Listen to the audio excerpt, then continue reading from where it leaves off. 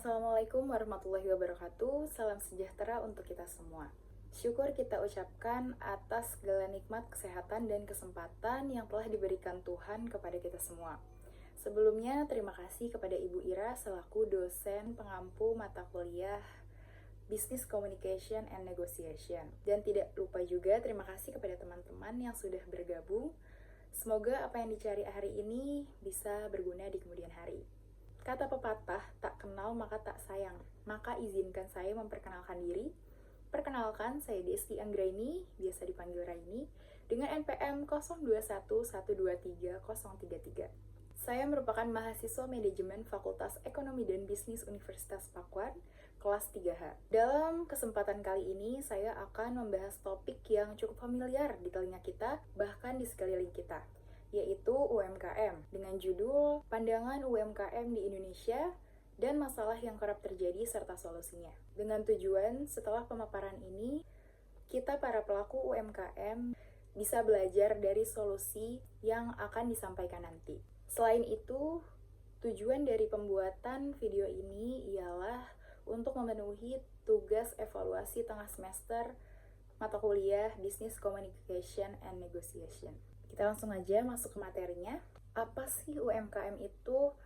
UMKM atau usaha mikro, kecil, dan menengah, usaha produktif milik orang perorangan atau badan perorangan yang memenuhi kriteria usaha sebagaimana diatur di dalam undang-undang. Nah, di sini kan jelas ya, UMKM itu usaha mikro, usaha kecil, usaha menengah. Apa sih yang disebut usaha mikro tuh kayak gimana gitu? Jadi, usaha mikro itu usaha yang memiliki kekayaan bersih mencapai 50 juta dan tidak termasuk bangunan dan tanah tempat usaha. Yang kedua itu ada usaha kecil. Apa sih usaha kecil itu? Usaha kecil merupakan usaha yang memiliki kekayaan bersih 50 juta dengan maksimal yang dibutuhkan mencapai 500 juta. Dan yang terakhir, usaha menengah. Nah, usaha menengah ini sering dikategorikan sebagai bisnis besar dengan kriteria kekayaan bersih yang dimiliki pemilik usaha mencapai 500 juta, lebih dari 500 juta hingga 10 miliar dan tidak termasuk bangunan dan tanah tempat usaha. UMKM yang ada di Indonesia sebagian besar merupakan kegiatan usaha rumah tangga.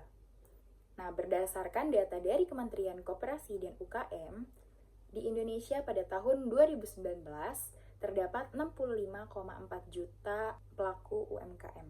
Dengan 65,4 juta pelaku UMKM dapat menyerap tenaga kerja sebanyak 123,3 ribu tenaga kerja. Hal ini membuktikan bahwa dampak dan kontribusi UMKM dapat mengurangi tingkat pengangguran di Indonesia.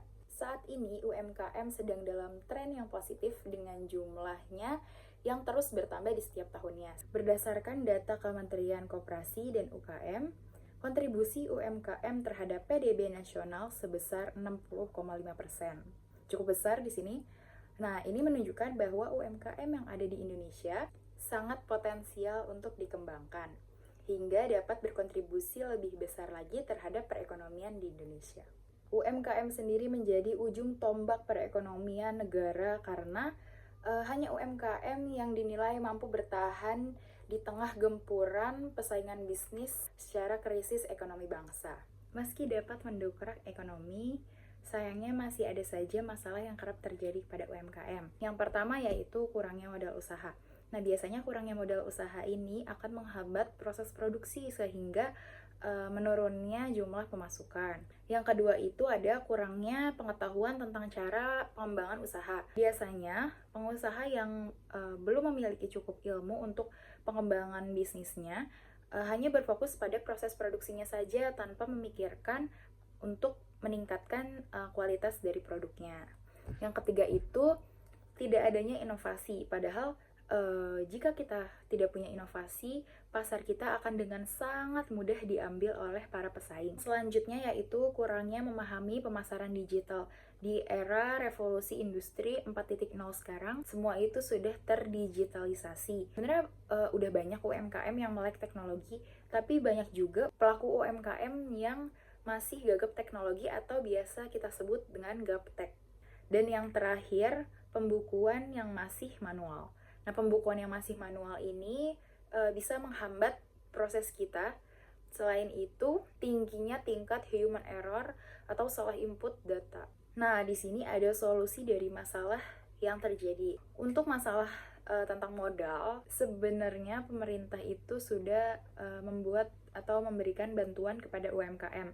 Nah, bantuan UMKM ini adalah bantuan langsung tunai atau BLT untuk UMKM yang disalurkan kepada pemerintah melalui dua kementerian, yakni Kementerian Koperasi dan UKM serta Kementerian Sosial.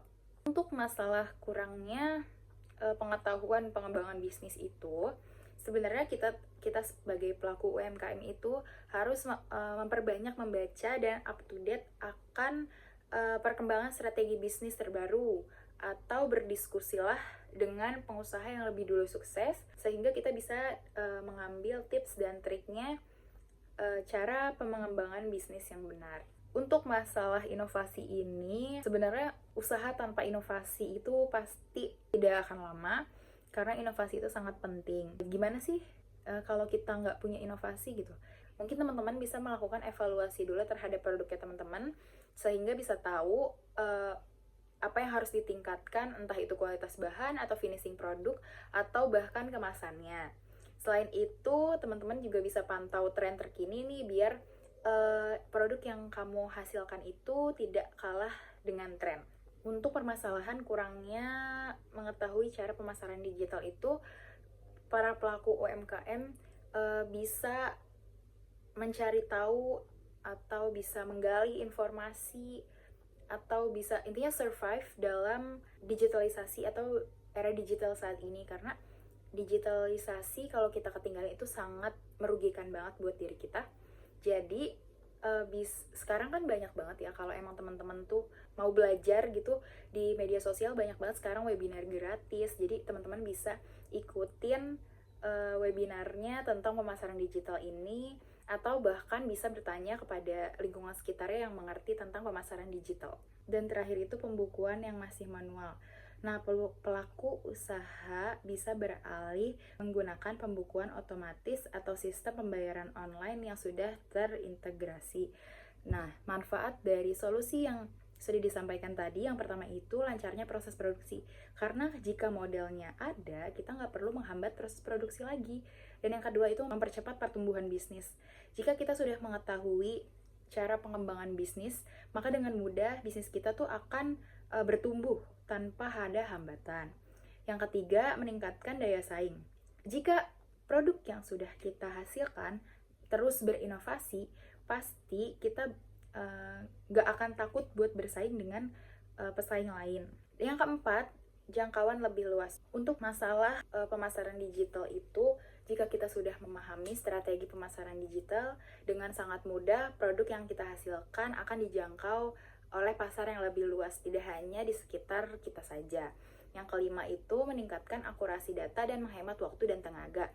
Dengan pembukuan otomatis, kita bisa meningkatkan akurasi data dan menghemat waktu dan tenaga kita, karena kita tidak perlu repot-repot menulis pemasukan pendapatan kita gitu teman-teman. Sekian presentasi yang dapat saya sampaikan, kurang lebihnya mohon maaf. Billahi taufik wal hidayah. Wassalamualaikum warahmatullahi wabarakatuh. Sampai ketemu di video selanjutnya. Bye.